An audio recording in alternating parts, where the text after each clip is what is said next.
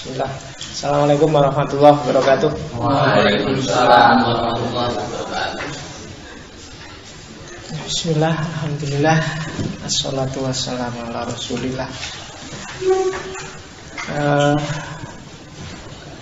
Saya tidak tahu harus mulai dari mana kita kuliah filsafat ini. Dari 10, 1, 2, 3, 4, 5, 7. Dari 7 orang yang hadir pagi ini mahasiswa semua. Semua ya. Semester berapa? Ada yang masih semester 2? Ada. Karena ada yang di kampusnya ada nggak mata kuliah filsafat? Entah judulnya apa aja. Ada pasti ya. Ya rapopo, yang penting kan pernah ngerti filsafat. Ada yang belum pernah dapat sama sekali? Nggak ada ya? Karena kemarin saya sama ngisi di itu ada di UII fakultas tertentu, jurusan tertentu tidak ada filsafatnya sama sekali. Logika juga nggak ada. Pokoknya pengantar intinya mata kuliahnya langsung dijujuk apa kok? Saya kira enggak. Udah nyala, enggak apa-apa. Jangan keras-keras nanti kedengaran yang barat. Jadi saya agak enak karena kalau sudah pernah dapat kan minimal kita nyampe lah. Saya nggak harus menjelaskan mulai dari paling dasar. Atau harus mulai dari paling dasar? Lebih baik. Oke ya. Bismillah. Soalnya dari sini dulu. Hati-hati ketika kita belajar filsafat, ditegaskan dulu targetnya. Kamu ingin jadi filosof atau ingin jadi ahli filsafat? Kalau filosof itu kamu mikir sendiri, refleksi sendiri, berkreasi sendiri, bernalar sendiri, memproduksi ide sendiri, itu filosof. Tapi kalau ahli filsafat, kamu belajar apa itu filsafat, siapa tokohnya, tokoh A pikirannya apa, tokoh B pikirannya gimana, ini filosof muslim atau filosof barat, kalau barat pikirannya gimana dan seterusnya, itu ahli filsafat. Yang paling bagus memang gabungan dua-duanya. Kamu ahli filsafat juga filosof.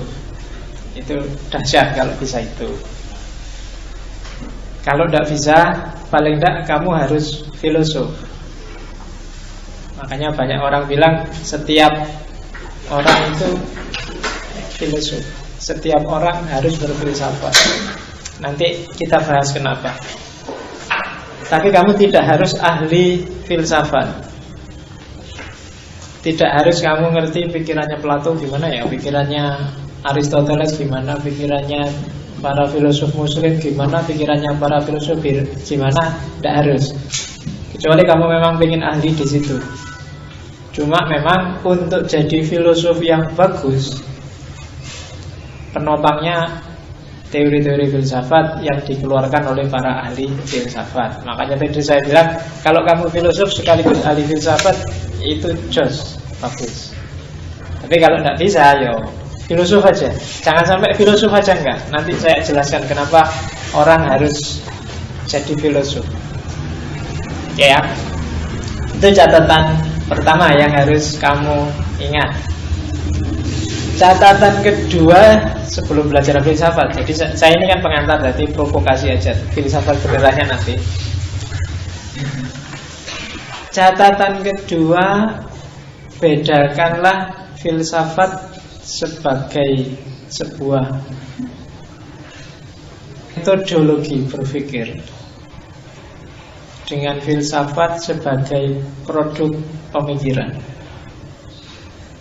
Banyak orang tidak suka filsafat, mengkafir-kafirkan filsafat karena melihat filsafat sebagai produk pemikirannya.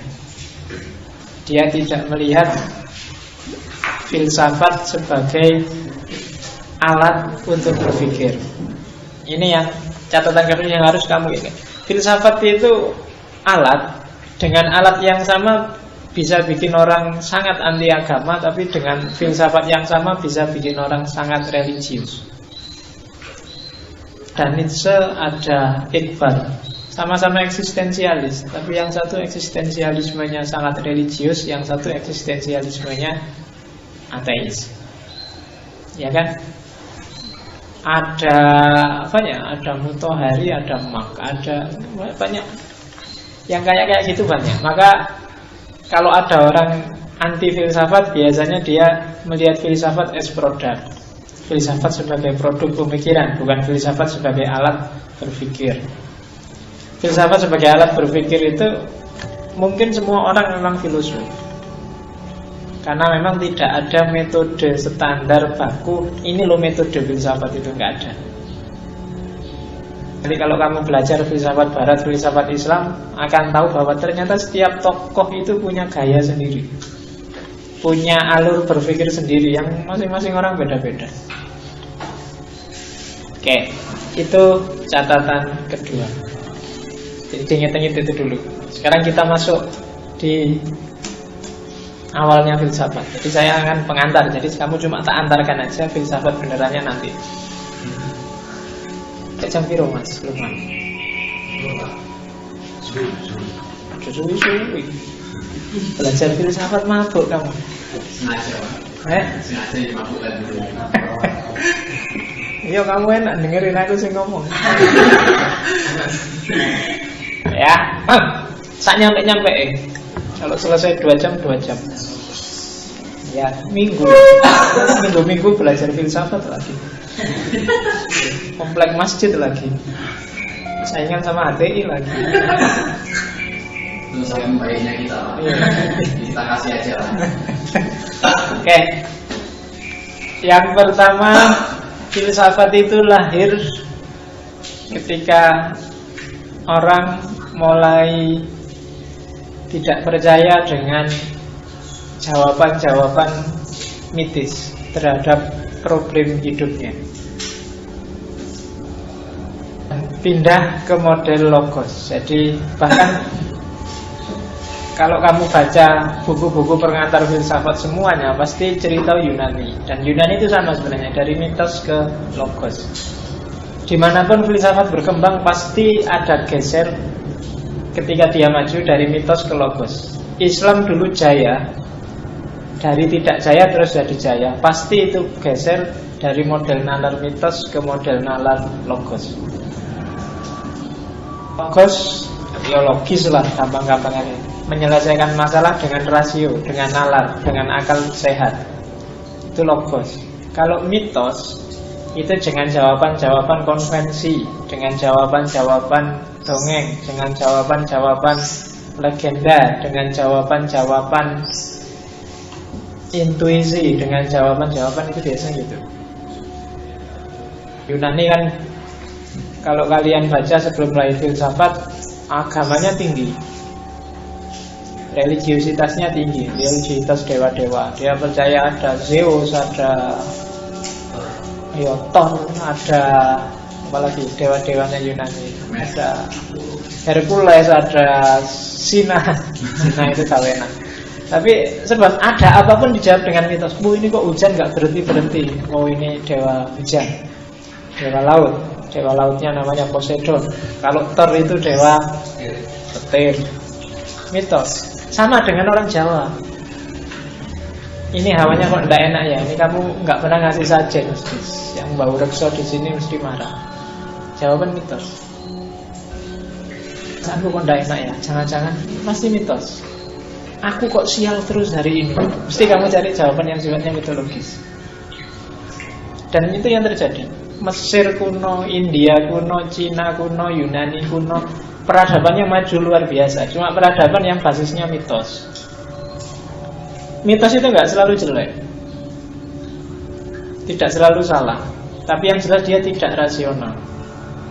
Ketika itu tidak rasional, ciri paling utama yang tidak rasional itu biasanya tidak universal, tidak terbuka, sistemnya tertutup. Teori yang berlaku di A tidak pasti berlaku di B.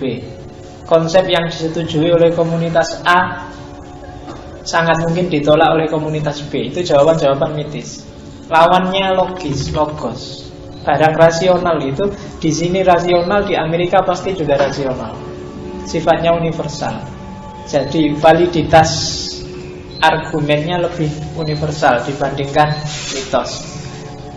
Kita di Jawa percaya Nyai Roro Kidul, tapi mungkin turis yang datang ke sana tidak percaya. Apa Nyai Roro Kidul itu?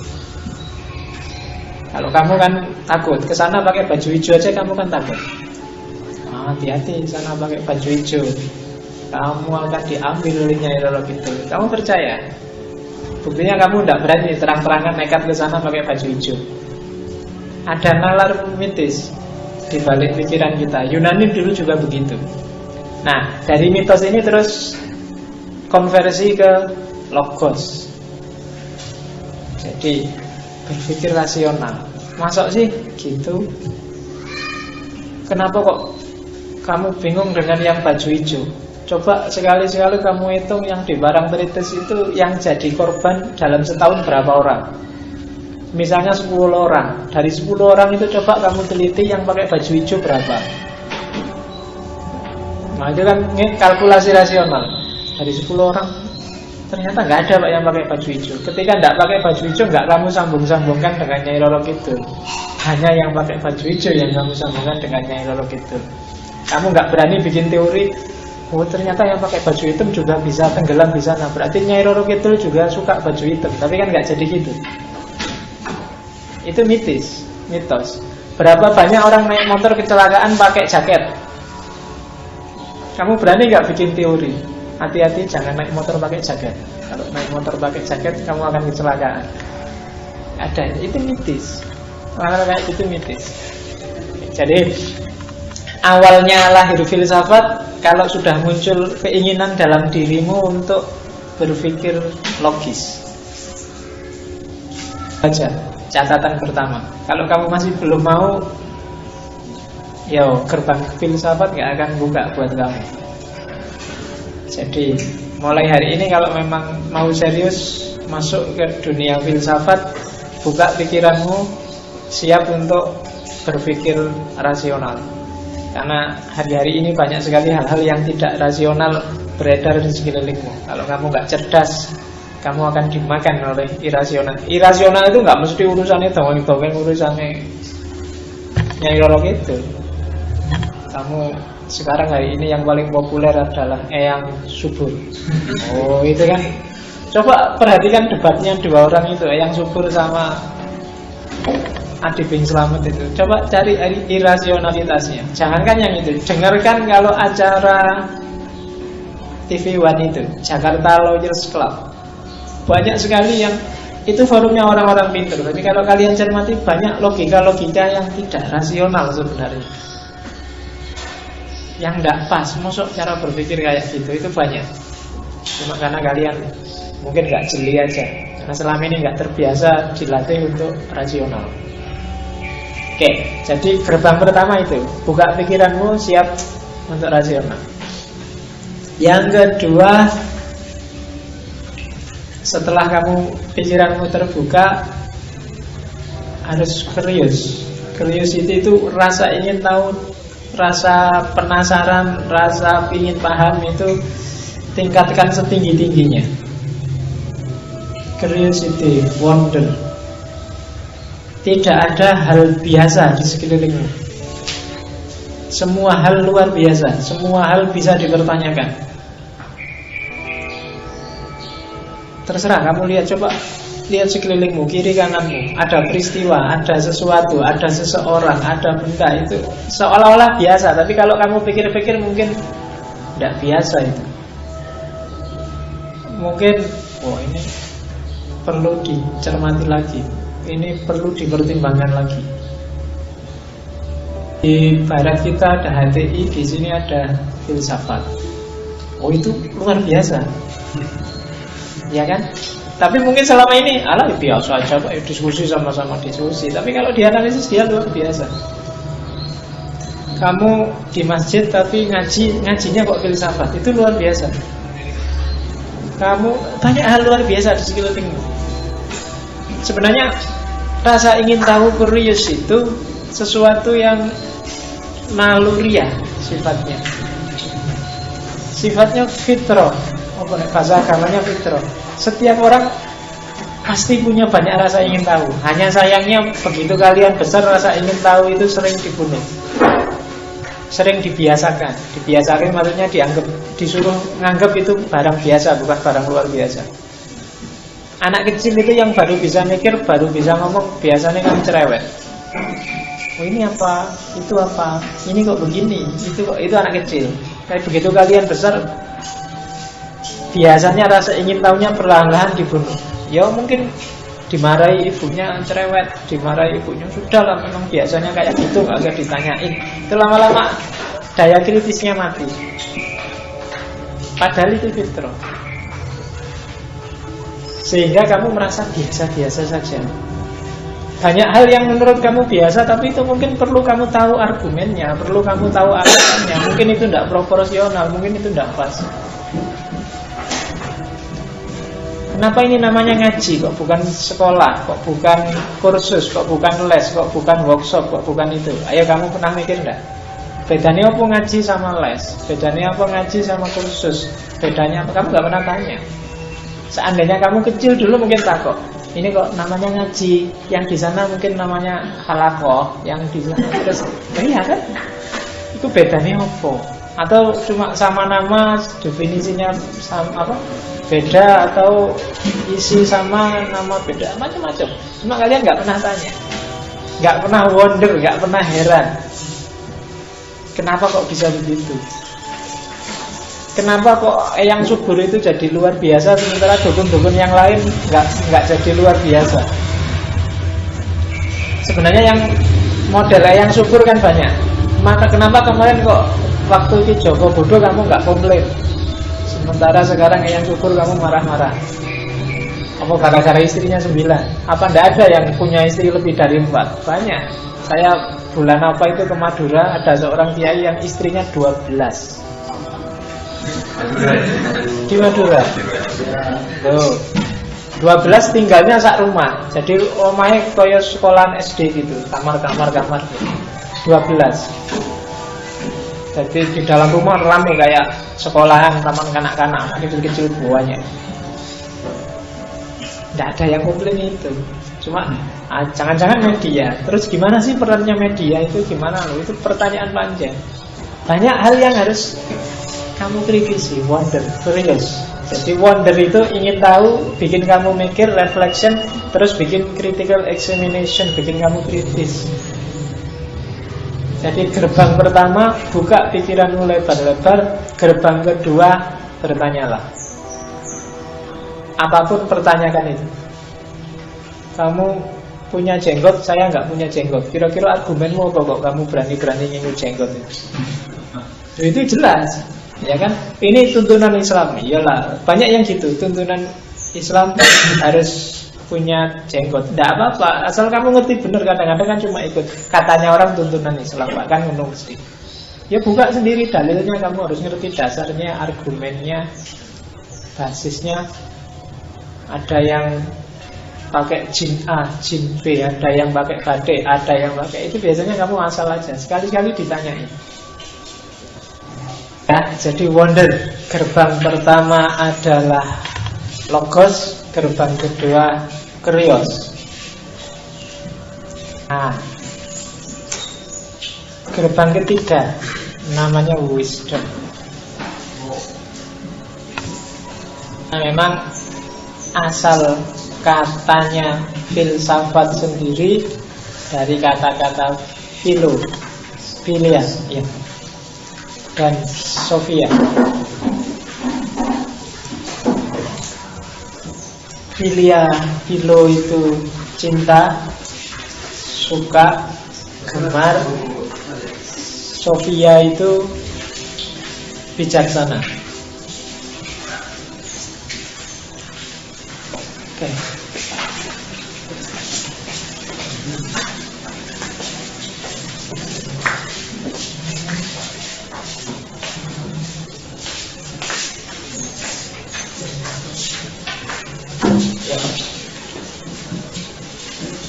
Kita lanjutin ya, nggak perlu diulang ya. Yang apa yang baru-baru, yang baru-baru datang nanti tanya yang sudah datang. Karena yang awal-awal belum begitu penting. Sama-sama kuliah semua kan? Iya. Ya, saya lanjutkan lagi. Aku enteng mahasiswa. Karena kemarin saya ada pengajian isinya kayak gini, pelatihan filsafat. Isinya ada yang SMA, ada yang SMP, ada yang simba-simba. Stres aku, simba-simba diajari filsafat itu terus gini. Mahasiswa semua kan enak ngomongnya rada lancar. Oke, jadi selain yang awal tadi logos, yang kedua kurios, yang ketiga Sophia, wisdom, kebijaksanaan. Wisdom itu kalau bahasa Inggrisnya definisinya adalah good judgment. Wisdom, kebijaksanaan itu tidak sama dan tidak sebangun dengan kebenaran. Beda. Hati-hati. Jadi filsafat itu tidak semata-mata cinta kebenaran, tapi dia juga cinta kebijaksanaan. Bahasa Arabnya bijaksana itu hikmah. Makanya filsafat dalam beberapa filosof muslim lebih suka menyebut bukan falsafah tapi hikmah. Benar tidak selalu bijaksana. Bijaksana itu porsional, proporsional, dan pas. Itu bijaksana. Bijaksana itu kalau orang Jawa itu kan ada benar, ada benar. Benar itu pas. Benar itu misalnya apa? Kamu rambutnya keriting terus tak panggil Bu, keribu. Nah, kamu kan kurang ajar. Atau kulitmu hitam, kamu tak bilang hitam sini. Itu benar. Kamu bilang hitam itu benar, tapi tidak benar. Atau mentang-mentang kamu punya kelebihan berat badan terus kamu tak panggil gendut, mbok aku ditolongin. Benar kan? Saya ngomong gendut itu benar. Kalau ditimbang memang kamu berat. Tapi kan kalau orang Jawa nggak benar, nggak pas, nggak bijaksana. Jadi bijaksana itu kamu harus ketemu formula yang pas. Kapan harus ngomong, kapan harus diam, itu bijaksana. Kapan harus maju, kapan harus mundur, itu kebijaksanaan. Kapan kamu harus ngalah, kapan kamu harus berjuang, itu bijaksana. Dan itu tidak gampang. Kadang-kadang kamu harus berjuang, tapi kamu malah ngalah. Waktunya kamu nembak, kamu diam aja. Begitu ditembak orang, kamu nesu. Ya kan? Karena kamu tidak bijaksana. Kemarin ditunggu-tunggu diem aja. Sekarang ditembak orang, waktunya kamu harus diam. Iya. Waktunya kamu harus diam, kamu malah ngeyel. Dia sudah ditembak orang kok kamu ngeyel. Salahmu dewe kemarin diem aja. Kamu tidak bijaksana. Harus pas. Waktunya belajar kamu malas, waktunya malas kamu aneh-aneh. Ingin belajar filsafat lah, ingin belajar. Jadi hati-hati formulasi. Jadi makanya filsafat itu wisdom yang dia cintai. Tidak, kebenaran itu jembatan menuju wisdom, bukan titik akhirnya. Setelah ketemu kebenaran terus mau apa? Karena kebenaran yang tidak dikelola dengan baik itu hasilnya juga rusak. Kalau nggak percaya, kamu dengerin aja debat-debat di TV. Itu ada JLC, ada debat kandidat, ada apa. Dengerin argumennya, semuanya pasti benar. Setiap tokoh seolah-olah berlawanan, tapi kalau dipikir-pikir ya benar juga. Kelemahannya biasanya porsi dan proporsinya. Ibing Slamet sama yang subur itu kalau kamu cermati argumennya ya podo-podo masuk akal aja dua-duanya. Tapi tinggal kamu lihat mana yang porsional, mana yang proporsional, mana yang bijaksana, mana yang tidak bijaksana. Gerbang ketiga. Jadi kamu harus berpikiran terbuka, logos. Yang kedua, ingin tahunya tinggi, curious. Dan yang ketiga harus bijaksana. Ini bekal pertamamu untuk menuju dunia filsafat. Oke, tak lanjutin lagi. Ya, berarti apa?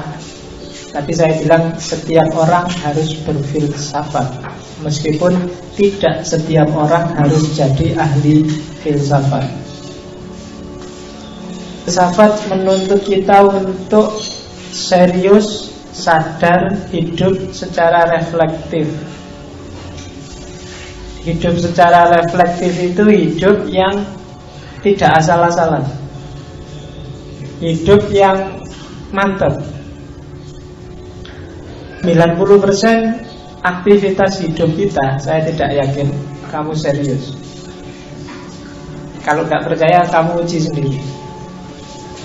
Satu-satu pertanyakanlah variabel-variabel hidupmu, pas apa enggak. Ya, kemarin saya ngobrol sama seorang mahasiswa tafsir hadis. Tak tanya, kamu besok cita-citanya jadi apa?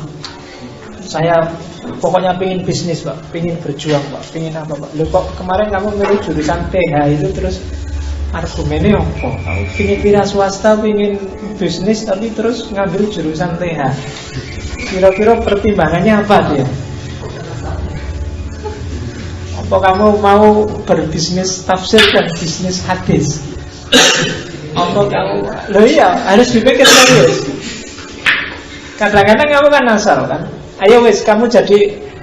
Saya sering tanya gini kalau sama teman-teman di kelas pas ngajarin, masih muslim gak? Masih.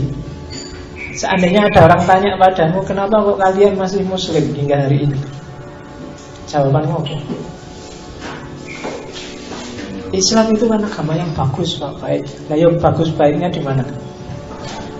Tak bayangin misalnya kamu naik kereta tiba-tiba jajar orang yang non muslim, terus iseng-iseng dia tanya gitu, kamu bisa jawab enggak? Dulu kamu Islamnya memang manut bapak ibumu muslim, sehingga otomatis kamu muslim. Tapi sekarang kan kamu tidak bisa argumennya otomatis gitu. Yo, bapakku Islam.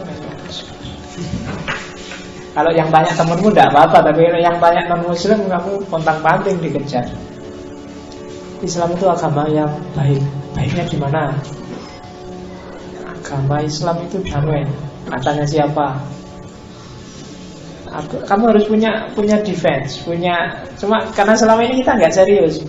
Siapa di sini yang ngaku NU atau yang ngaku Muhammadiyah? Kalian ngerti benar nggak NU itu apa, Muhammadiyah itu apa? Saya nggak yakin.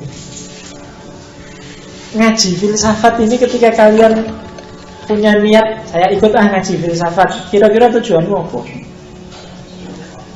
Pengen ngerti aja filsafat, apa daripada iseng lah Pak? Kok kedengarannya aneh aja ada kok filsafat itu, atau rasanya kok, atau jangan-jangan itu. Jadi banyak hal kita lakukan tanpa pertimbangan yang bijaksana, pertimbangan yang rasional. Kalau ada jurusan yang menawarkan beasiswa, semua orang berlomba-lomba ke situ. Tanpa dia mikir, apa jurusan itu relevan dengan cita-citamu, relevan untuk hidupmu, tapi jangan mikir begitu. Jadi filsafat nantang kamu, berani nggak kamu mempertanyakan hidupmu? Setiap orang harus berfilsafat, saya bilang, karena setiap orang harus serius dalam hidupnya. Kenapa kamu harus serius? Apalagi kamu muslim, apalagi kita percaya bahwa besok ada yaumul hisab, perhitungan. Kamu harus menjawab, kamu harus bertanggung jawab terhadap yang kamu lakukan. Kalau kamu nggak serius, kamu nanti kalau ditanya malaikat potong-panting. Iya, kalau nggak serius dalam hidupmu susah. Kamu dikasih amanat untuk jadi mahasiswa, itu harus serius. Menjadi mahasiswa itu harus gimana sih? Apa tanggung jawab moral, tanggung jawab sosial, tanggung jawab intelektual seorang mahasiswa? Kalau kamu nggak bisa jawab, kamu akan ditanya besok oleh malaikat. Kira-kira kalau sampai hari ini hidupmu itu porsi terbesar digunakan untuk apa? Hari ini apa yang lebih banyak, Facebookan apa ngaji? Sip, nggak apa-apa. Minimal kamu jujur. Mana yang lebih banyak kamu gunakan, nongkrong ngobrol apa belajar? Dalam seminggu berapa buku kamu baca? Dalam 1 bulan lah, kira-kira kamu bisa nggak ditarget menamatkan 1 buku ngaji kira-kira sak juz apa sak khatamnya sehari sak juz, terus bisa nggak? Seandainya kamu mau mikir level ini kan mahasiswa semua, religiositasmu zaman kamu aliyah dengan zaman kamu mahasiswa itu naik apa naik kelas apa malah turun kelas, atau stagnan nggak naik kelas ya pancet ini gunung. Oke ya, itu refleksi. Makanya agama itu sangat filosofis, nyuruh kamu muhasabah, nyuruh kamu tafakur. Itu kan aktivitas-aktivitas filsafat. Setiap orang harus jadi filosof. Dalam arti apa? Kamu harus tafakur terus, kamu harus muhasabah terus, memperhitungkan. Kira-kira aku gini ini pas apa ya? Aku gitu itu enak apa ya? Seneng apa ya? Itu tugasnya seorang filosof. Meskipun kamu nggak harus jadi ahli filsafat, kamu nggak harus ngerti ini pikirannya filosof barat, namanya Descartes, dia bilang gini pikirannya, nggak harus itu. Mahasiswa filsafat wajib. Tapi kalau kamu yang bukan mahasiswa filsafat nggak harus. Meskipun kalau kamu menguasai luar biasa, tidak apa-apa. Karena filsafat itu disiplin yang bagi saya elit. Rasanya kan elit. Kalau kamu ngerti filsafat itu rada iso gaya. Iya, seolah-olah gitu padahal apa ya ngono. Oke. Berfilsafat berarti catatan saya yang pertama, mencari kebijaksanaan, mencari kebajikan yang relevan. Kuncinya ada pada yang relevan itu. Keyword utamanya. Kamu cari ilmu, ya carilah yang relevan untuk hidupmu, untuk masa depanmu, untuk agamamu, untuk keluargamu. Cari yang relevan. Jangan buang-buang waktumu untuk hal yang tidak ada relevansinya sama sekali untuk hidup. Facebook penting, SMS-an penting, tapi coba kamu hitung postingmu di Facebook dan SMS-mu yang relevan dan fungsional untuk hidupmu berapa persen? Ya kan? Karena saya lihat postingan yang Facebook ini isinya yang mau sedang galau nih, titik. Iya. Kadang-kadang makan pakai kerupuk aja kamu foto besar-besar, kamu posting menu siang ini. Iya. Kurang gawean kan kadang-kadang kamu kamu ngapain aja di foto, di upload di Facebook yo.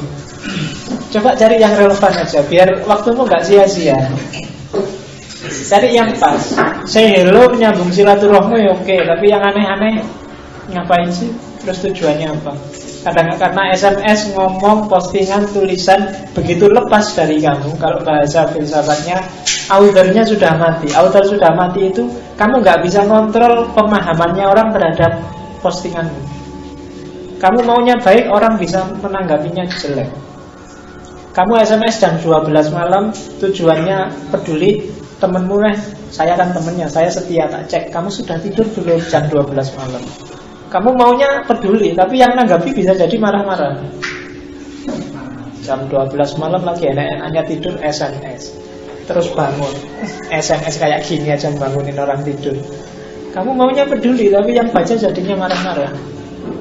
Maka hati-hati, cari hal yang wajib, yang bijaksana, tapi yang relevan. Bantu orang itu bagus, tapi jangan konyol. Konyol itu dalam konteks relevan tadi. Kalau kamu juga tidak punya uang, ya jangan sok ngutangin orang. Nanti kamu sendiri jadinya utang. Itu yang disebut tidak bijaksana. Kapan harus ngutangi, kapan juga jangan ngutangin. Tapi kalau memang uangnya banyak, bisa ngutangin temennya, ya jangan didelik-delik duitnya. Ya diutangi lah, kasihan temennya. Itu bijaksana. Yang kedua, filosof itu menguji hidup.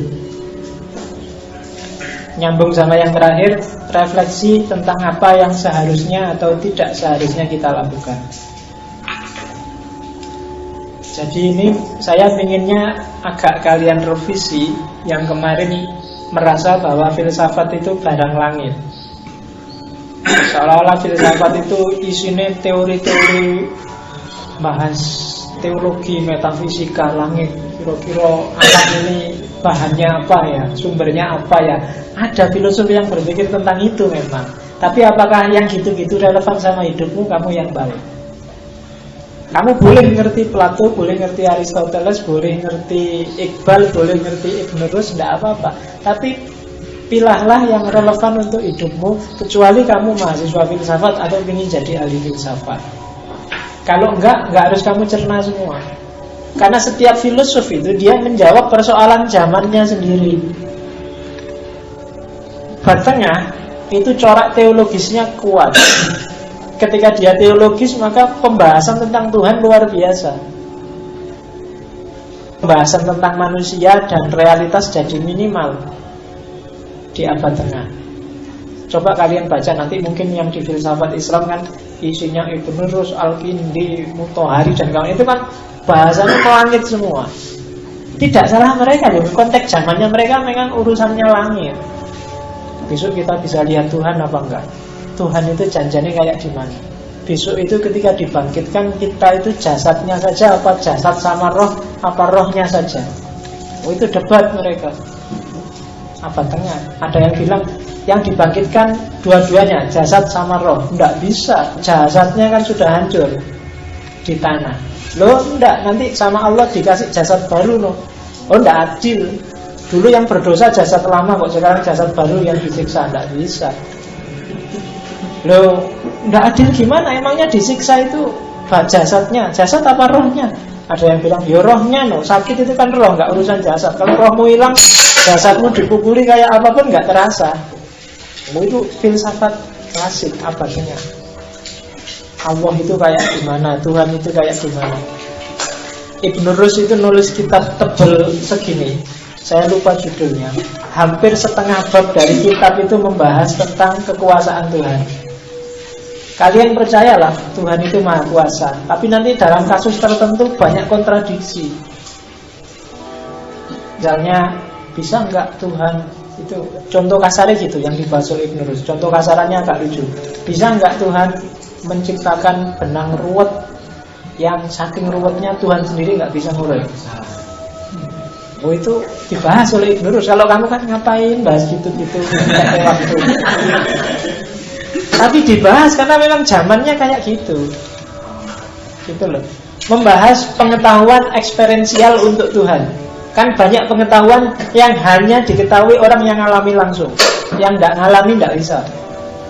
Misalnya pengetahuan tentang rasa mules kalau pagi. Hanya yang pernah mules yang ngerti. Kamu jelaskan detail pun mules itu, kalau perut rasanya seperti dia, susah. Kamu jelaskan orang tidak akan paham. Yang paham kalau yang sudah merasakan mules. Oh, kayak gini yang mules itu paham. Tapi kalau kamu sangkutkan dengan Allah, Allah itu kan alim, dia tahu segala sesuatu. Kalau kamu tanya terus, Allah tahu nggak rasa mules? Kan pengetahuan eksperiensial, pengetahuan yang hanya diketahui kalau dialami langsung. Kalau kamu bilang tahu, berarti Allah kena mules. Kalau kamu bilang nggak tahu, masa Allah nggak tahu? Katanya Allah tahu segalanya. Kontradiksi kayak gitu, tanyakanlah nanti di filsafat Islam. Cuma itu memang zamannya kayak gitu. Kalau kamu hari ini masih membahas itu, ya bingung kamu kan? Ngapain buang-buang waktu bahas itu? Sekarang itu yang dibahas urusan demokrasi, urusan kan gitu kamu, temamu hari ini. Karena memang zamanmu itu, tidak apa-apa. Maka kamu harus refleksi sendiri. Ahli filsafat yang luar biasa itu kadang-kadang terasa melangit karena dia tidak filosof. Tidak filosof itu dia tidak bisa memproduksi ide sendiri sesuai konteks zamannya. Maka banyak dosen filsafat, orang yang pintar filsafat, kamu memahaminya pontang-panting harus mungkin sambil pening, sambil mengkerut, sambil stres, sambil itu. Karena apa? Pikiran-pikirannya nggak nyambung sama hidupmu. Ide-idenya ide-ide yang nggak relevan sama realitas sekarang. Kamu bahas Plato tentang arfi, inti alam, kamu mesti pontang-panting. Apa bisa intinya alam itu apa, kan kamu bingung. Tapi zaman Yunani dibahas inti alam. Ada yang bilang air, ada yang bilang api, ada yang bilang 4 unsur, ada yang bilang macam-macam. Zaman itu. Jadi kalau hari ini kamu bahas itu diketawain orang, karena zamannya sudah berubah. Oke. Berfilsafat jelaskan di depan, tak lompati aja. Tugas utamanya filsafat ini sebenarnya, kalau kamu ingin jadi filosof, lakukan 3 hal ini. Yang pertama, clarifying konsep, memperjelas konsep. Yang kedua, criticizing, mengkritisi. Yang ketiga, constructing argument, bikin argumen. Karena di depan teman-teman sudah ada minuman, silahkan diminum. Ya, kalau orang Jawa kan harus dimanggake, jangan-jangan nggak diminum karena nggak dimanggake. Oke. Yang pertama, clarifying konsep. Filsafat itu punya tugas memperjelas konsep. Apa harus diperjelas konsep itu? Karena konsep itu jembatannya orang berpikir. Kamu ngomong, kamu berkata, kamu berpikir, itu semua kan pakai konsep-konsep. Orang sering kacau dan rancu pikirannya ketika konsepnya berbeda. Sama-sama ngomong tentang perempuan, mungkin definisimu tentang perempuan dengan saya tentang perempuan beda. Setiap orang punya konotasi beda-beda. Jangan sampai kamu ngomong yang gak ngerti maksudnya yang kamu ngomong, konsep yang kamu omongkan. Biasanya penyakitnya mahasiswa baru, senengannya pakai istilah-istilah jos. Hari ini kita harus merubah paradigma demi eksistensi kita sebagai agent of change, yang harus melakukan perubahan secara evolutif demi ngomong-ngomong. Ya kan, kamu ngomongnya bertaburan istilah-istilah. Kalau ditanya satu-satu kamu mesti langsung ampun-ampun. Paradigma itu apa? Agent of change, agent itu apa? Change itu apa? Ya kan, eksistensi itu apa? Evolusi itu apa? Kita pakai siji-siji kamu mesti penting. Jangan pakai istilah rumit kalau kamu nggak ingin pening sendiri. Ya kan, clarifying konsep, perjelas dulu konsepnya. Latihan bikin konsep, latihan memperjelas. Karena kamu hidup di dunia yang sudah terberi, kalau bahasanya Heidegger. Dunia yang sudah, kamu itu orang yang terlempar dalam fakta. Kalau bahasa Heidegger, faktisitas. Tiba-tiba aja kamu jadi mahasiswa, iya ya. Terus mahasiswa itu apa ya? Itu kamu terlempar dalam fakta-fakta. Dan itu bikin kamu tidak kritis.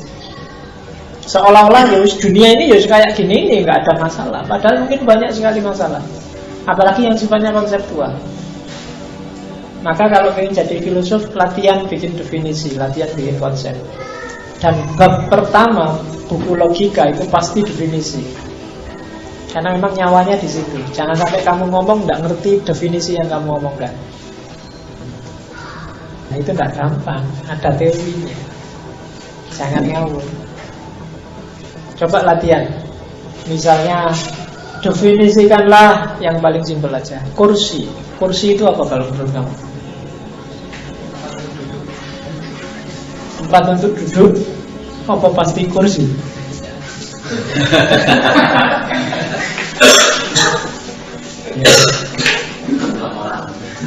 Ayo, kursi adalah apa wis yang kamu anggap gampang untuk didefinisikan? Bantal adalah apa? Alat tidur. Iyalah, Antara ilmu soal alat tidur. Penting kan, penting kita tahu. Anda penting juga, nggak pakai bantal. Bantal adalah sesuatu yang apa?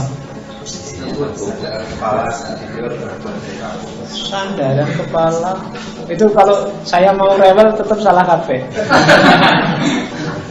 Emangnya bantal selalu sandarannya kepala? Ya kan, sopir itu nggak pakai kepala, bantal itu buat entah. Ya kan? Oh, susah. Tidak selalu buat tidur juga, tidak selalu. Nah, kalau mau rewel, makanya biasanya filosofi itu menjengkelkan. Tidak apa-apa. Tapi kamu harus jelas, karena memang misinya adalah memperjelas konsep. Ya kalau konsepnya sudah jelas dia tidak akan rewel. Tapi kalau konsepnya tidak jelas pasti dia rewel. Apa demokrasi, apa khilafah, apa itu kamu harus jelas dulu. Kamu jangan tawuran dulu sebelum jelas konsepnya. Kamu kan sering cara berpikirnya kan kategoris, tidak kritis. Kategoris itu, oh itu kan miliknya kelompok sana, mesti keliru. Kalau milikku mesti bagus, mesti ngono. Jadi yang semua yang keluar dari sana kamu anggap jelek sebelum kritis. Harus dikritisi dulu, diperjelas dulu konsepnya. Jangan-jangan yang sana pakai bahasa apa, sini pakai bahasa apa, janjane padha wae. Dan kamu tawuran gara-gara itu. Apalagi kalau kamu di level kedua kritis. Meskipun di Indonesia istilah kritis itu artinya gawat. Karena memang iya. Sekarang dia kecelakaan dan sedang kritis. Padahal kamu sebagai mahasiswa saya tuntut untuk kritis. Itu kan sadis sekali kan dosennya kalau mahasiswa yang disuruh kritis itu. Jadi kritis itu meletakkan sesuatu sesuai porsinya, sesuai proporsinya. Itu kritis. Kritis tidak selalu identik dengan anti, tidak selalu identik dengan mencari kesalahan. Kadang-kadang ada sesuatu itu benar dan baik, tapi tidak pas. Kayak tadi loh, kamu punya teman gendut, terus tiap hari kamu panggil gendut, sini gendut, aku tolong beliin. Benar yang kamu omongkan, tapi tidak pas. Itu perlu kamu kritisi. Kapan harus ngomong A, kapan harus ngomong B. Ini konteksnya ngomong tentang apa. Kalau kamu jawabnya kayak gitu, sudah di luar konteks. Itu kritis. Karena banyak orang yang sebenarnya cuma beda sudut pandang terus jadi tawuran. Itu yang kamu harus letakkan secara kritis. B ini warnanya dominan putihnya apa dominan hitamnya? Putihnya. Karena kamu lihatnya dari sana. Kalau bagi saya dominan hitamnya, karena saya lihat dari sini. Ya kan? Jadi cuma beda sudut pandang. Kamu lihat dari sana, saya lihat dari sini. Dan sering-sering masalah itu kayak gini dan kita tawuran gara-gara ini. Kamu ngeyel, saya pak lihat dengan mata kepala sendiri, banyak putihnya. Terus aku ngeyel, loh saya juga dengan mata kepala itu sendiri, banyak hitamnya. Jadi yang satu nggak mau disebut bohong, saya juga nggak bohong, saya lihat sendiri, saya juga lihat sendiri. Dan terus kamu tawuran gara-gara itu. Oh banyak masalah yang gara-gara itu terus tawuran, macam-macam. Bisa ide, bisa konsep, bisa fakta, bisa peristiwa yang cuma beda sudut pandang. Maka kamu yang sudah ngerti konsep kritis, kritisi yang kayak gitu-gitu. Jadi waktu kamu debat yang sampai berkeringat, sampai eyel-eyelan itu, coba dicermati lagi. Jangan-jangan kamu sama temenmu nggak beda sebenarnya, cuma ada keterbatasan sudut pandang aja. Yo, tapi kan kalau dilihat secara hakikat utuhnya kan bener pak ini. Iya, tapi jarang orang bisa melihat realitas full depan belakang atas bawah.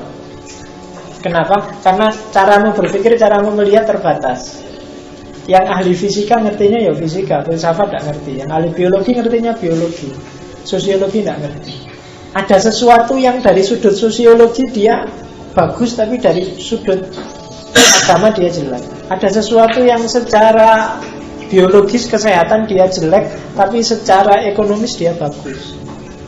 Maka melihatnya jangan cuma satu. Rokok itu mungkin dari sudut pandang sana halal, dari sudut pandang sini haram, dari sudut pandang sini mungkin sunnah, dari sudut pandang sini mungkin wajib, tergantung konteksnya. Loh iya kan?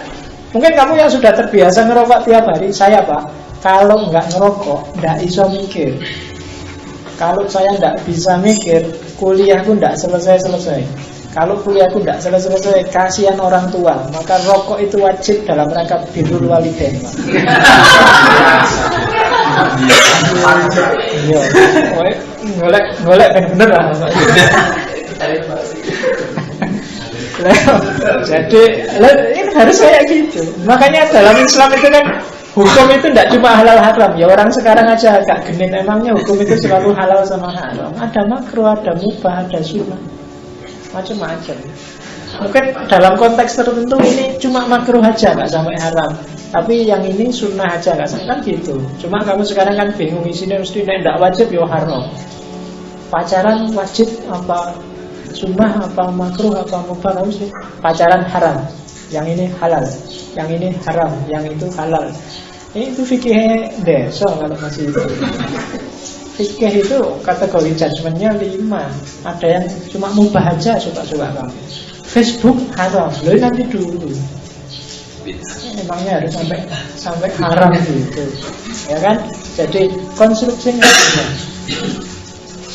Yang terakhir bikin argumen. Bikin argumen itu seorang filosof harus secara kontinu bertanya mengapa. Tanya mengapa, hasilnya pasti argumen. Mengapa kamu begini? Mengapa kamu begitu? Mengapa kok kalau orang kota itu cenderung individualis? Mengapa kok orang desa itu lebih mudah diajak gotong royong? Itu mengapa? Itu bikin argumen. Dan itu tugasnya filosof. Saya bilang di awal, filosof itu menyarankan hidup yang tidak asal-asalan. Dan di antara cara hidup untuk tidak asal-asalan adalah tanyakanlah mengapa. Mengapa kok saya harus kuliah? Mengapa kok harus ada uang? Mengapa kok mengapa? Tanya aja mengapa. Itu nanti lahirnya pasti argumen. Jangan takut. Jadi perjelas konsep. Tugasmu kalau memang ingin jadi filosof, clarifying, criticizing, dan konstruksi. Memperjelas, mengkritisi, dan bikin sesuatu. Yang pertama sifatnya ke dalam, yang kedua sifatnya keluar, yang ketiga sifatnya double, ke dalam dan keluar. Jadi kalau kalian sudah siap untuk mengklarifikasi lagi hidupmu, apa benar saya harus begini, saya harus begitu, kemudian mengkritisi, kemudian dikonstruksi, bikin argumen, kamu adalah seorang filosof. 3 hal inilah yang nanti orang menyebutnya refleksi. Dari refleksi inilah nanti baru bisa lahir, kalau ingin hidup yang baik, dari refleksi lahir namanya aksi. Refleksi menuju aksi, refleksi jadi aksi, itu nanti yang disebut transformasi. Jadi kalian yang mau melakukan transformasi diri, aku selama ini kayak gini, pingin jadi kayak gitu, lakukan refleksi dulu. Refleksi itu ini. Baru setelah refleksi kamu beraksi. Setelah kamu tahu selama ini saya A kurang B, harusnya melakukan C, itu refleksi. Terus baru kamu aksi. Jadi bagi yang punya lembaga, punya organisasi, punya gerakan, tidak boleh melakukan aksi sebelum refleksi. Karena kalau kamu tiap hari aksi yuk tanpa refleksi, hasilnya mesti rusak. Iya, aksi tanpa refleksi itu hasilnya ngawur. Pikir lagi deh, kira-kira Karena mesti kan, dan monoton. Coba saya tidak tahu, rasaku selama ini lembaga-lembaga ekstra kemahasiswaan itu aksinya monoton. Monoton itu gak variatif. Demo lagi gitu. Jadi aksi itu mesti demo. Tidak monoton. Dulu zaman Orde Baru bagus, kamu demo itu sakral karena dilarang, dan strategi aksi namanya demo itu efektif. Beda sama hari ini. Hari ini tuh kalau ada demo orang tidak kaget, kamu malah maki-maki orang lewat karena macet ke jalan. Ganti, ayo dipikir, ganti strategi lagi. Mosok turun ke jalan. Dulu mungkin efektif turun ke jalan itu zaman Orde Baru. Sekarang zamannya ganti. Kamu boleh ngomong sak kapoke, boleh teriak, boleh ngapain aja sak kapoke meskipun tidak didengarkan. Itu hari ini situasinya kayak gitu. Jadi kalau strategimu masih teriak, nggak akan efektif. Ganti strategi. Itu bagi yang aktivis. Coba kamu bikinlah strategi apa. Jangan cuma gitu dok, demo terus itu. Sudah kalau misalnya perang itu strategimu sudah kebaca oleh lawanmu, dan mengantisipasinya gampang. Sudah banyak resep untuk mengantisipasi demo, mereka sudah punya banyak. Jadi kalau perang kamu harus ganti strategi. Dan yang bisa kayak gitu ya harus diawali dari refleksi-refleksi filosofis. Karena Indonesia itu kan banyak orang mau ngomong tapi jarang orang mau mikir. Iya kan? Kamu juga gitu loh. Kalau nggak percaya, kalau ada masalah atau ditanya temenmu kan kamu kesusu ingin mengeluarkan pendapat. Kamu kesusu ingin komentari. Kamu kesusu ingin pokoknya nyari solusi. Jarang kamu sebentar, saya tidak paham masalah ini. Tak pikir dulu, tak cari referensi dulu. Kalau sudah paham kita ngomong lagi. Tapi kan enggak. Kamu diajak ngobrol aja kan nyambung. Pokoknya sak omong-omongnya, sak ucap-ucapnya ngalor ngidul ya, yang penting rame. Ya kan? Dan itu tidak sehat. Itu melatih kamu untuk jadi Ruhut Sitompul, jadi Sultan Batugana, jadi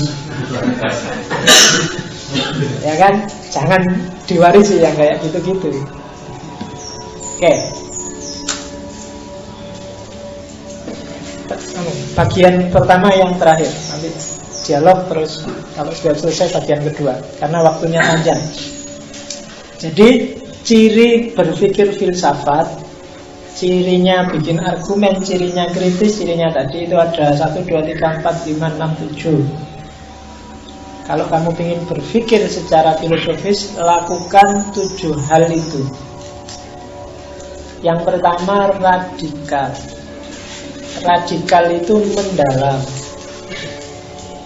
Yang kedua komprehensif. Komprehensif itu meluas. Kasih gambaran, itu spidolnya bisa dipakai ya?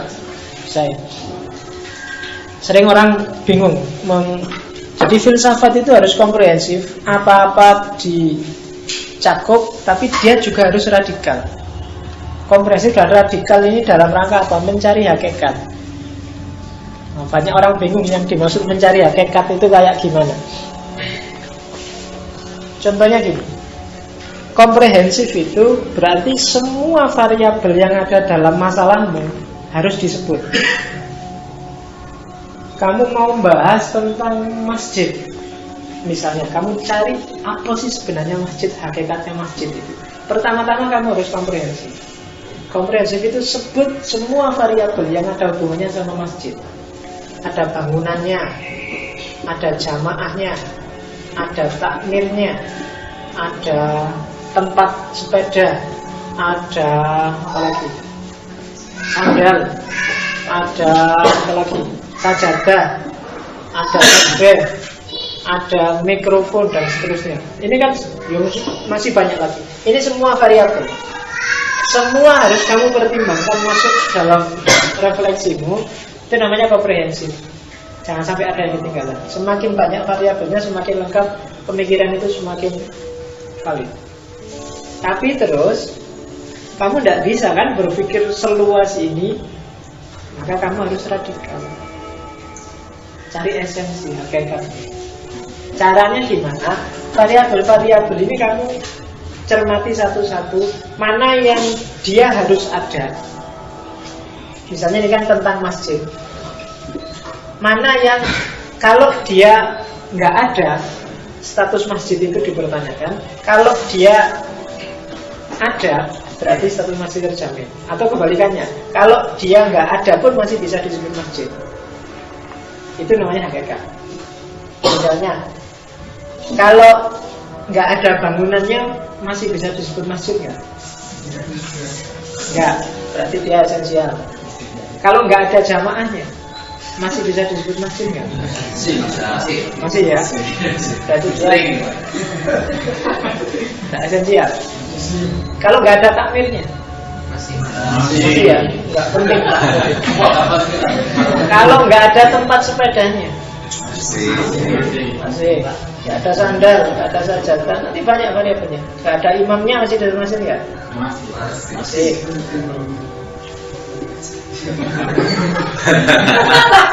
Berarti hakikatnya masjid menurut kamu loh ya, cuma bangunannya.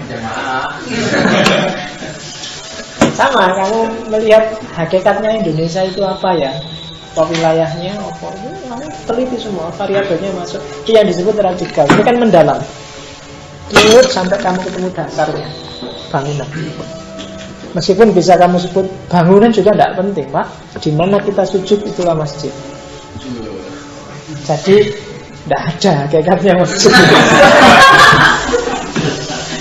Rusak. Dari mana Bapak yang ibu ya. Oke. Bukan kamu sendiri yang bilang jamaah tidak inti, imam tidak inti, lah kamu dewe menyimpul. Oke. Yo, silakan dibahas lagi. Yang ketiga kritis. Kritis kayak tadi, proporsional, porsional. Yang ketiga konseptual, reflektif. Jadi akalnya harus operasi. Konsep-konsep. Oh, kalau kayak gini ini namanya kafir, kalau kayak gini namanya masih mukmin, kalau kayak gini cengengesan, kalau kayak gini serius. Itu kan berpikir konseptual. Kamu harus punya konsep. Kalau nggak punya konsep, kamu bingung. Realitas itu penting, tapi realitas nggak akan bunyi kalau pikiranmu cair. Nggak punya konsep, nggak punya, bingung kamu. Tuh. Kamu harus sudah punya konsep tentang kursi, tentang sepatu, tentang kelas, tentang itu kan konsep-konsep yang ada di kepala. Itu harus dipakai untuk analisis. Itu ciri pemikiran filosofis. Jadi filsafat tidak sekedar membunyikan realitas, tapi dia juga melakukan konseptualisasi. Yang kelima, koheren, konsisten. Koheren itu berpikirnya runtut, nyambung. Kalau konsisten itu berpikirnya tidak loncat-loncat. Sama. Jadi orang berpikir filosofis itu harus jangan loncat-loncat. Jadi runtut itu sekuen. Jadi runtut itu saya ingin mengkaji masjid.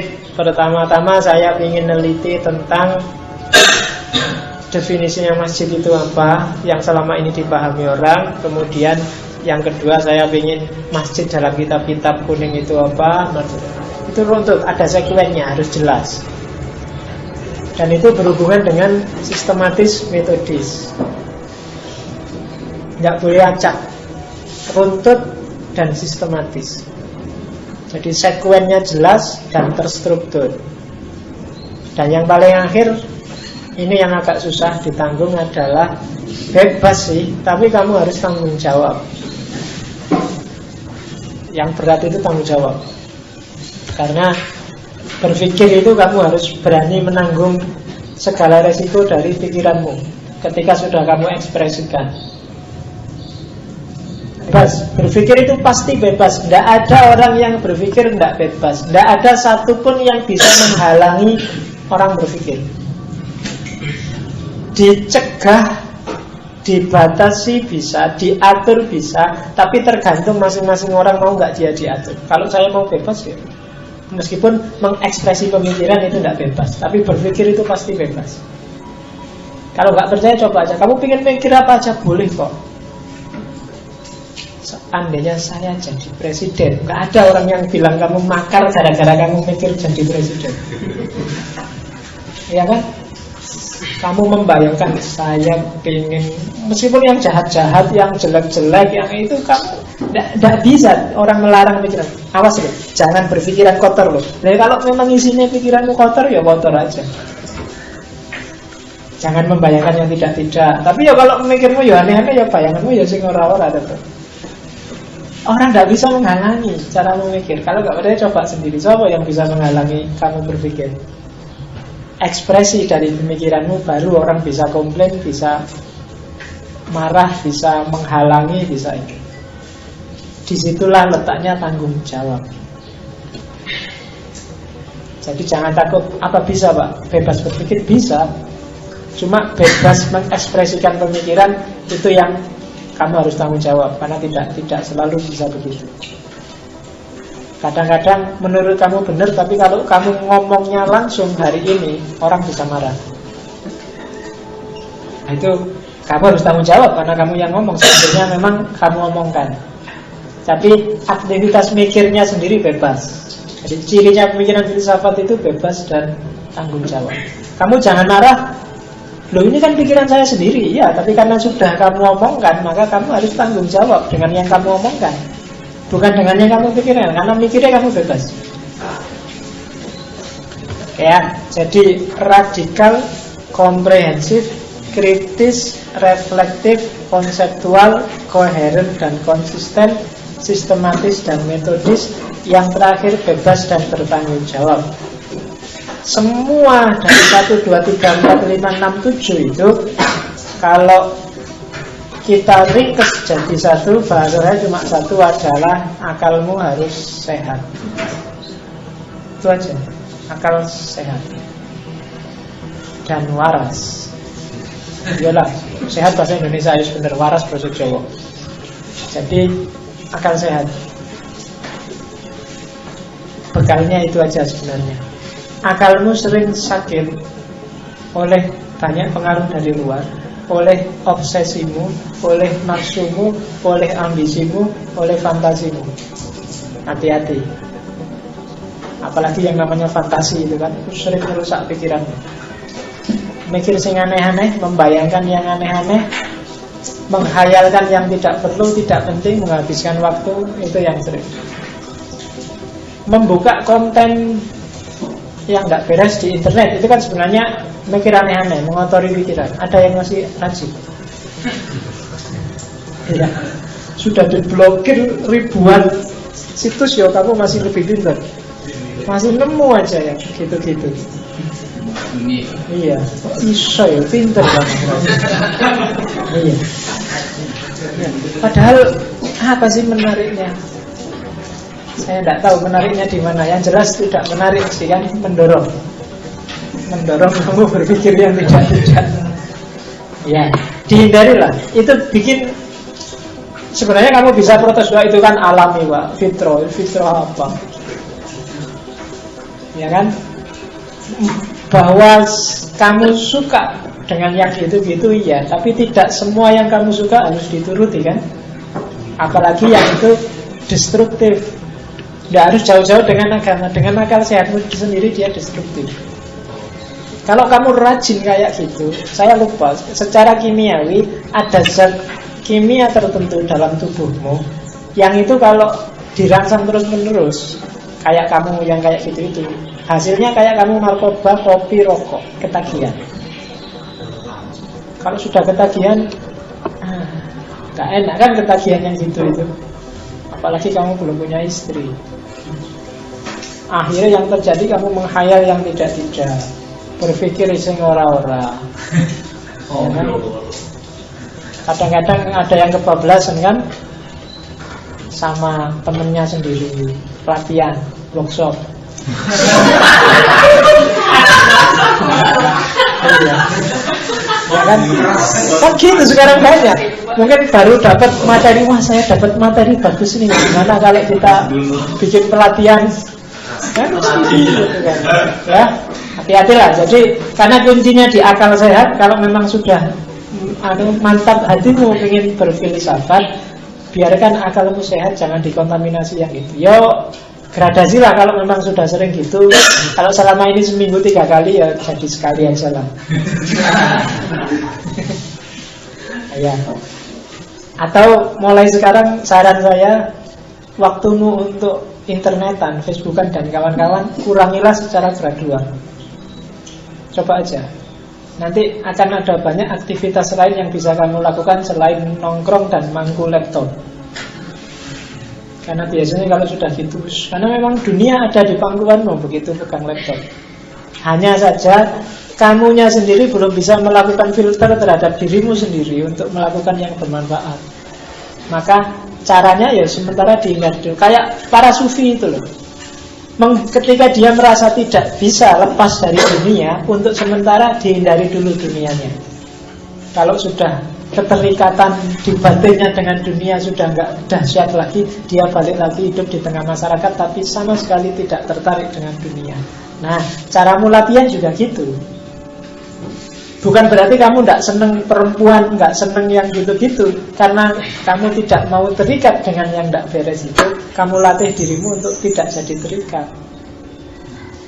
Saya sering kan dikritik, kadang-kadang kalau ada apa, kita kan normal Pak, kita kan itu. Justru karena kamu normal itu hindarilah.